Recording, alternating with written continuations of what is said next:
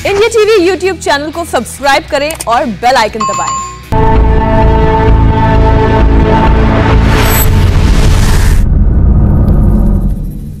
नमस्कार, मैं हुसैन रिजवी। कोरोना के खिलाफ रामबाण मानी जाने वाली डीआरडीओ की 2DG दवा अगले हफ्ते तक मरीजों को मिलने लगेगी। देश में विकसित कोरोना की यह दवा कोविड से लड़ाई में गेम चेंजर साबित हो सकती है। ये दवा कहां मिलेगी, कैसे मिलेगी, किसको मिलेगी, ऐसे बहुत से सवाल आपके जहन में हैं, आपके मन में हैं, और हर एक सवाल का जवाब देने के लिए हमारे साथ जुड़ गए हैं वो 3 डॉक्टर जिन्होंने डीआरडीओ की 2DG दवा का ट्रायल किया है, उसके रिसर्च में वो शामिल रहे हैं। डॉक्टर अपूर्व अग्रवाल, डॉक्टर दिनेश सिंह और डॉक्टर पुरुषोत्तम कोराड़िया आज आपके सामने डीआरडीओ की इस दवा से जुड़े हर एक सवाल का जवाब देंगे। डॉक्टर, डीआरडीओ की 2DG का जो दवा है, इसका ट्रायल करने वाले डॉक्टर से हम बात करें उससे पहले एक बड़ी खबर आपको बता दें। 2DG दवा सोमवार से मरीजों को मिलने लगेगी। 10,000 डोज की पहली खेप रक्षा मंत्री राजनाथ सिंह लॉन्च करेंगे, यह जानकारी डीआरडीओ के अधिकारियों ने दी है। 2DG दवा के तेज प्रोडक्शन के इंतजाम किए जा रहे हैं ताकि ज्यादा से ज्यादा प्रोडक्शन किया जा सके। 3 फेज के क्लिनिकल ट्रायल के बाद 2DG दवा के इस्तेमाल को मंजूरी दी गई है। कोरोना के खिलाफ जंग में देश को मिला है नया हथियार और इसे तैयार किया है डीआरडीओ ने। वही डीआरडीओ जिसकी पहचान अंतरिक्ष में भारत का परचम लहराने की है। लेकिन अब कोरोना से दो हाथ करने में भी डीआरडीओ आगे आया है। डीआरडीओ के मुताबिक ये दवा कोरोना मरीजों को रिकवर होने में और ऑक्सीजन पर उनकी निर्भरता को कम करती है। यानी इसे लेने के बाद मरीज कोरोना वायरस से जीतने में कम समय ले रहे हैं, जल्दी सही हो रहे हैं। दूसरी तरफ उन्हें ऑक्सीजन की भी कम जरूरत पड़ रही है। जिन मरीजों को 2DG दवा दी गई उनमें से अधिकतर का RT-PCR टेस्ट जल्दी निगेटिव आया है। सरकार के मुताबिक 2DG दवा एक पाउच में पाउडर की फॉर्म में आती है, जिसे पानी में घोलकर आसानी से पिया जा सकता है।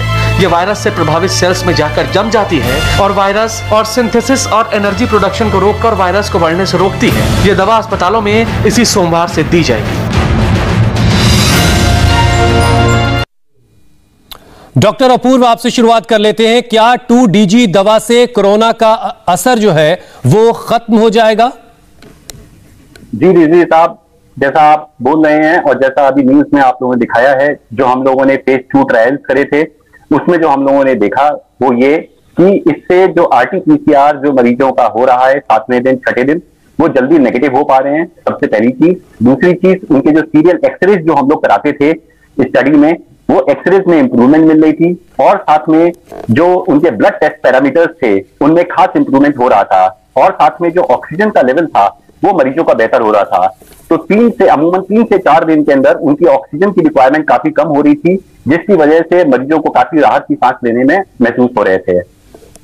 ठीक है डॉक्टर दिनेश, मेडिकल टर्मिनोलॉजी में एक लफ्ज है ऑक्सीजन हंगर। तो क्या 2DG जो मेडिसिन है, जो दवा है, इसके आ जाने से, इसके मिल जाने से जो मरीज की ऑक्सीजन पर निर्भरता है, उसकी जो जरूरत है, वो एक तरह से खत्म होगी या उसे कम कर दिया जाएगा?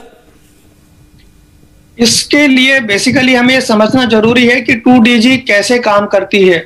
2DG एक तरह का आर्टिफिशियल ग्लूकोज है और ये जाकर के जो वायरस है और जो सेल है जिसमें वायरस मल्टीप्लाई कर रहा है उसमें उसको ब्लॉक कर देती है।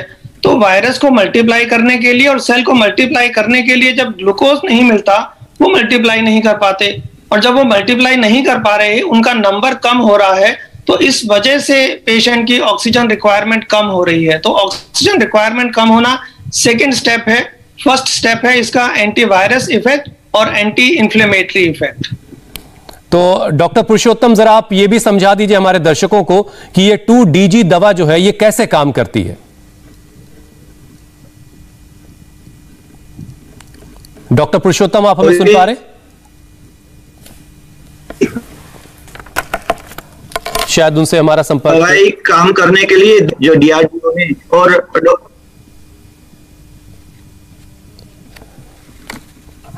डॉक्टर पुरुषोत्तम, आपकी आवाज हम तक नहीं आ रही। डॉक्टर अपूर्व, आप बताएं कि ये मेडिसिन कैसे काम करती है, इसका प्रोसेस जरा अगर आप समझा पाए। जी रिजी साहब, इसमें एक्चुअली ऐसा है कि दिस इज 2-डीऑक्सी ग्लूकोज। ये बेसिकली ग्लूकोज का ही एक मॉलिक्यूल है जिसमें हाइड्रोक्सिल एटम को थोड़ा इधर से उठा करके उधर कर दिया गया है, जिसकी वजह से क्या होता है, जो वायरस के द्वारा इंफेक्टेड सेल्स होते हैं ये दवाई पहले कैंसर के मरीजों में भी इस्तेमाल हो रही थी, उनके लिए भी स्टडी करी जा रही थी, और उसमें पाया गया था कि जिन सेल्स को एनर्जी की ज्यादा रिक्वायरमेंट होती है, जो कि वायरस के द्वारा इंफेक्टेड सेल्स होते हैं या कैंसर सेल्स होते हैं, तो वो ग्लूकोज का ज्यादा इस्तेमाल करते हैं। तो ये जो दवाई है ये ग्लूकोज के साथ कंपटीशन करके उस सेल के अंदर घुस जाती है और ग्लूकोज का कंजम्पशन कम कर देती है।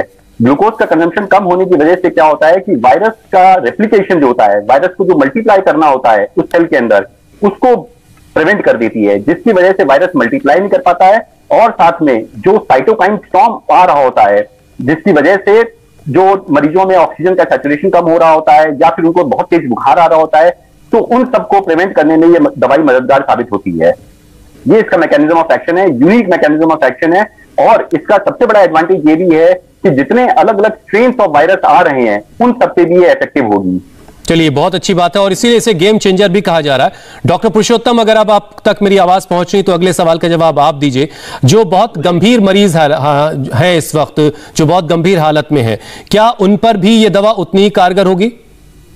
यस सर, ये दवाई उस पे भी इतनी कारगर होगी। जिसको ऑक्सीजन रिक्वायरमेंट है, जिसको वेंटिलेटर सपोर्ट पे है, बाईपेप पे सपोर्ट पे है, जो दवाई जिसको देते हैं उसको ऑक्सीजन की रिक्वायर कम दिनों में खत्म हो जाती है और वो 4 से 5 दिन में ऑक्सीजन फ्री हो जाते हैं। और वेंटिलेटर पे हो उसके सेटिंग भी, जिसको बाईपेप लगा होता है उसका भी हमें FiO2 कम करना पड़ता है और पेशेंट मरीज वो 3 से 4 दिन में ऑक्सीजन फ्री और वेंटिलेशन से थोड़े जल्दी रिकवर हो जाते हैं। That is effective. Doctor Apurva ने बताया उसका मैकेनिज्म एक्शन और डॉक्टर दिनेश ने भी बताया हमने कि व्हाट लेवल पे वो काम करती है। तो उसका मेन काम है ऑक्सीजन की रिक्वायरमेंट कम करनी, वेंटिलेटरी सपोर्ट कम करना और पेशेंट का RT-PCR जो डिसीज है उसको मल्टीप्लिकेशन के लिए रुकना और उसको जल्दी से रिकवरी होने में वो हमें मदद रूप होता है। डॉक्टर दिनेश, एक चीज और कि वो पेशेंट जो ओरली कुछ लेने में सक्षम नहीं है, जो बहुत गंभीर हालत में जो मरीज हैं, तो ओरली ये मेडिसिन दी जानी है। अगर वो ओरली नहीं ले सकते हैं तो उन्हें क्या किसी और तरीके से दवा दी जा सकती है 2DG? हाँ, बेसिकली जो पेशेंट ऐसी हालत में होते हैं उन्हें हम लोग एक फीडिंग ट्यूब या राइस ट्यूब कहते हैं, उसके ऊपर होते हैं वो पेशेंट। तो इस मेडिसिन ये ग्लूकोज पाउडर जैसी होती है, इसको एक नॉर्मल पानी में, पीने के पानी में घोल करके और राइस ट्यूब के जरिए हम लोग दे सकते हैं। और बेसिक क्राइटेरिया सिर्फ इतना है कि कुछ भी खाना पीना देने से तकरीबन 20 से 30 मिनट पहले हमको ये मेडिसिन उनको देनी होती है। और ओरली ही देनी है, ये भी बिल्कुल तय है, इसमें कोई चेंज नहीं हो सकता? ठीक है, इसमें कोई नहीं है, ओरली ही दे सकते हैं। ठीक है। डॉक्टर अपूर्व, जब ये ट्रायल कर रहे थे आप लोग, तो आप लोगों ने किस एज ग्रुप के लोगों को ज्यादा इसके ट्रायल में शामिल किया और क्या क्या ऐसी बातें आपके सामने आई जिस पर ज्यादा सावधानी बरतने की जरूरत आप लोगों को लगी? जी, देखिए ऐसा है कि ये जो ट्रायल था ये हम लोग के लिए स्पेसिफाइड था कि इसका प्रोटोकॉल जो है कि 18 साल से ज्यादा उम्र के लोगों को ही ये दवाई देनी है। बच्चों में और प्रेग्नेंट लेडीज में ये ट्रायल नहीं करा गया है, तो इसलिए अभी ये बच्चों के ऊपर इफेक्ट क्या रहेगा इसका ये हम लोग से कहना मुश्किल है। बट 18 साल के ऊपर हर उस मरीज को हम लोग ये दवाई दे सकते हैं, पहली बात। और जो दूसरा आपका सवाल था इसी से कंसर्न कि क्या दिक्कतें सामने आई, तो दिक्कतें ये ऐसी सामने आई इसमें कि क्योंकि ये कैंसर की दवाई है तो लोगों को समझाना पहले कि क्यों हम लोग ये ट्रायल कर रहे हैं और इस दवाई से क्या फायदा होगा, तो ये एक खास हम लोग को समझाने के लिए उनके लिए थोड़ा सा मुश्किल आई। और दूसरी अहम बात इसमें यह है कि इसके ज्यादा कोई साइड इफेक्ट नहीं है इस दवाई के। एक माइनर साइड इफेक्ट है जो ECG में हम लोग देखते हैं कि QT इंटरवल का प्रोलॉन्गेशन होता है इसमें। इसलिए जो कार्डियक मरीज हैं, जो हृदय रोग से संबंधित मरीज हैं, उनको ये दवाई अपने कार्डियोलॉजिस्ट की सलाह के बाद ही ये दवाई लेनी चाहिए। बस यही एक स्पेशल दिक्कत इस दवाई के साथ है, बाकी और कोई साइड इफेक्ट खास इस दवाई के नहीं है। डॉक्टर पुरुषोत्तम, सिर्फ जो हार्ट के पेशेंट हैं उनको ही इसमें थोड़ा एहतियात बरतना या कोई और भी चीज है जो आप बताना चाहेंगे हमारे दर्शकों को, क्योंकि आप भी इसके ट्रायल में शामिल रहे? हम जो हार्ट के मरीज होते हैं और नहीं भी होते, सभी का रोज हम ईसीजी निकालते हैं। जो 10 दिन तक हम दवाई देते हैं तो रोज ईसीजी निकालते हैं और देखते हैं कि उसका क्यूटी प्रोलॉन्गेशन होता है कि नहीं। सभी लोग ये ईसीजी निकाल के ही उसके बाद ही हम देते हैं। और किसी को भी जरा भी डाउट हो और दूसरी कोई मेडिसिन ऐसी नहीं होनी चाहिए कि जो क्यूटी प्रोलॉन्गेशन करे, जिसकी साइड इफेक्ट क्यूटी प्रोलॉन्गेशन की होती है, वो भी हम ध्यान रखते हैं सर। डॉक्टर दिनेश, हालांकि डॉक्टर अपूर्व ये बता चुके हैं कि 18 साल से ऊपर के लोगों पर आप लोगों ने इस मेडिसिन का ट्रायल किया है, बच्चों में ये दवा नहीं दी जा सकती, लेकिन क्या आने वाले वक्त में डीआरडीओ इसकी कोई तैयारी कर रहा है? क्योंकि थर्ड वेव को लेकर के जो बातें हो रही हैं उसमें कहा यह जा रहा है कि बच्चे थर्ड वेव में कोरोना के ज्यादा निशाने पर होंगे।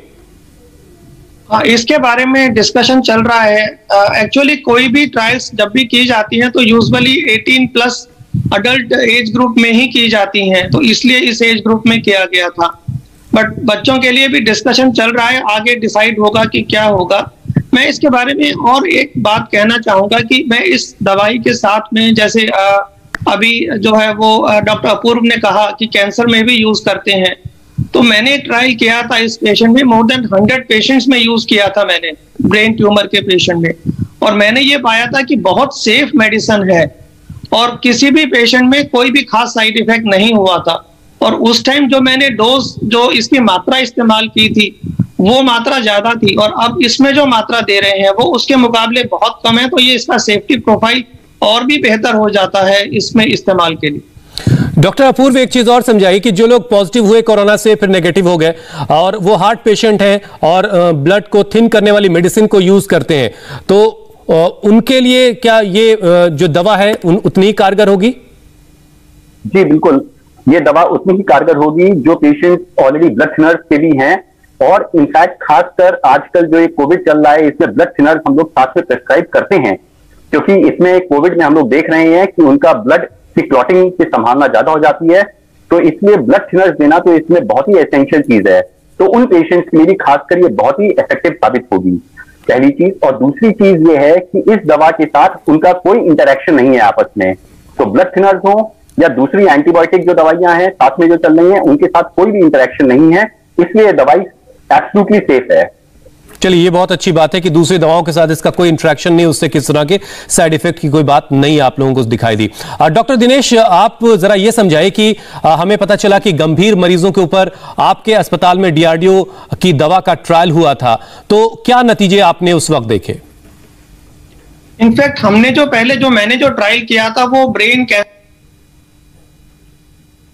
उसमें मैंने डोज एस्केलेशन स्टडी, जिसमें हम लोग ये देखते हैं कि मैक्सिमम टॉलरेटेड डोज कितनी है उसकी, तो उसका हमने स्टडी किया था और हमने ये पाया था कि इसका जो इफेक्ट आ रहा है रेडिएशन के साथ कंबाइन करके मैंने इसको इस्तेमाल किया था, काफी अच्छा इफेक्ट था और सेफ्टी के हिसाब से बहुत ही बढ़िया था।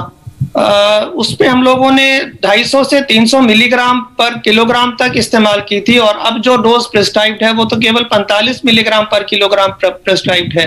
तो उसके एफिकेसी से हम लोग प्रोत्साहित हुए थे, और उसको लेकर के, और जो एक ओवरलैपिंग मैकेनिज्म ऑफ एक्शन है कि ये जो वायरस सेल्स है उसमें भी जो ग्लूकोज अपटेक है उसको भी ये ब्लॉक करती है, सेल मल्टीप्लिकेशन को ब्लॉक करती है, इसलिए इसका इस्तेमाल फिर कोविड के अंदर किया गया है।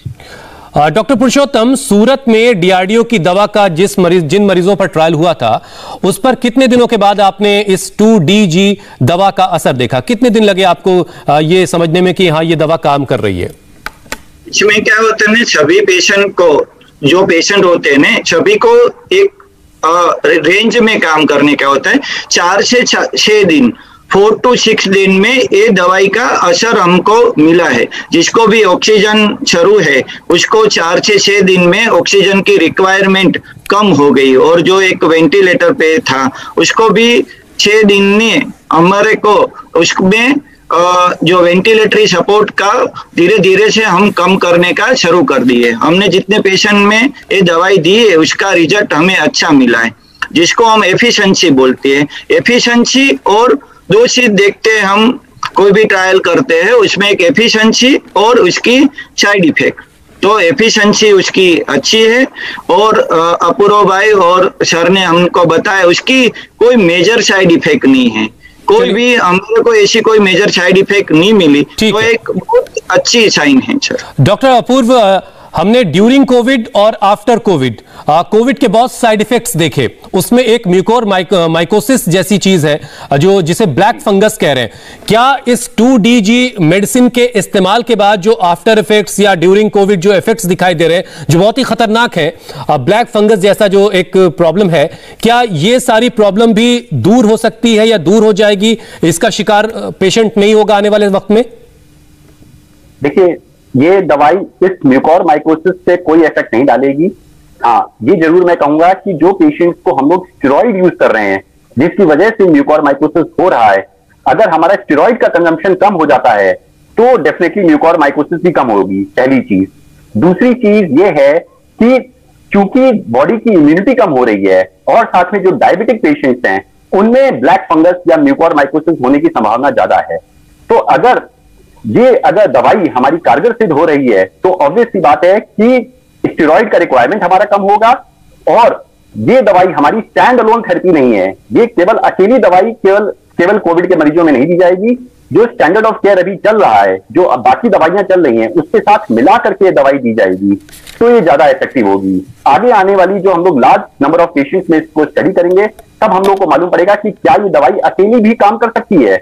अगर ये दवाई अकेली भी काम कर सकती है तो I can bet for sure कि म्यूकोर माइकोसिस का इंसिडेंस बहुत कम हो जाएगा, क्योंकि म्यूकोर माइकोसिस जैसे मैंने पहले बताया स्टेरॉइड का इस्तेमाल कम होगा तो उसके चांसेस भी घटेंगे।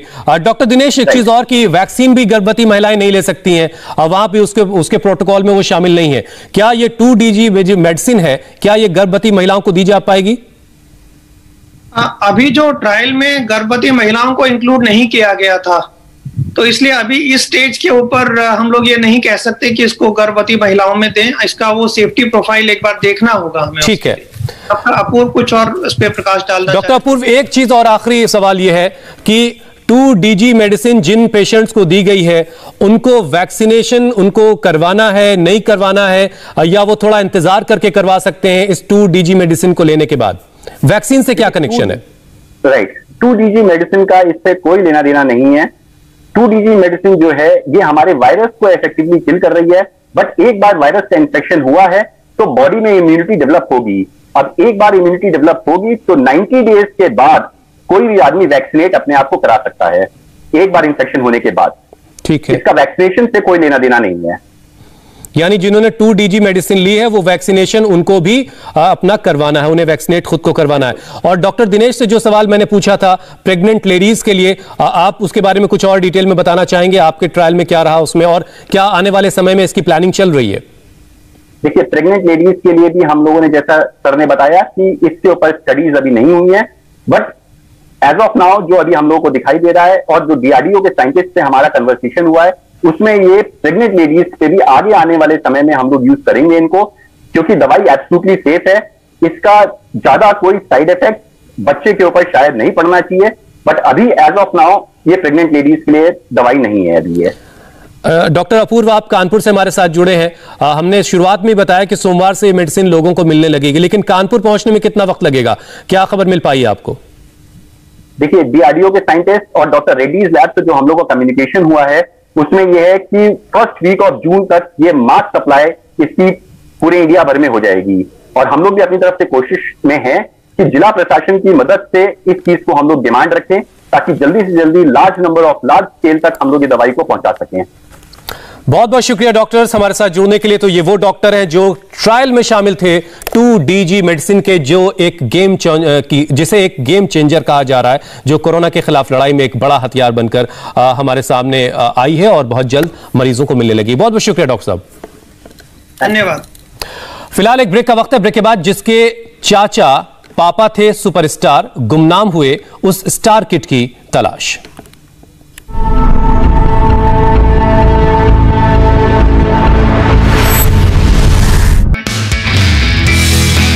नमस्ते, मैं हूं मीनाक्षी जोशी।